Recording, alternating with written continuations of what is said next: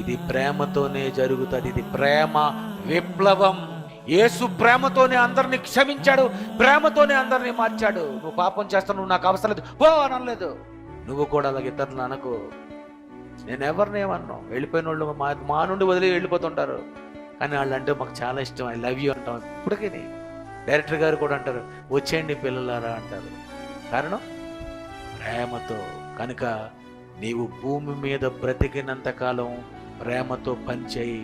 శాశ్వతమైనది ప్రేమయే. ఈ ప్రేమే నిన్ను మార్చగలదు. ఈ ప్రేమే ఒక వ్యక్తిని మార్చగలదు. నీ దగ్గర ఉన్నటువంటి ఈ ప్రేమే ఎదుటి వారి మీద చూపించాలి. ఎందుకంటే ప్రేమ చేత కావాలనుకున్నాడు. నువ్వు ప్రేమ చేత పని చేయి.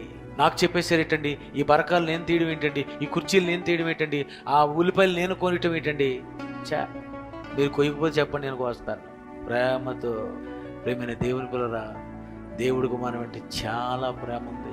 ఆయన్ని అర్థం చేసుకొని ఆయన ప్రేమిస్తే ఇక్కడేం చూశారు, పరలోకంలో పొంగిపోద్ది ఇక ప్రేమ.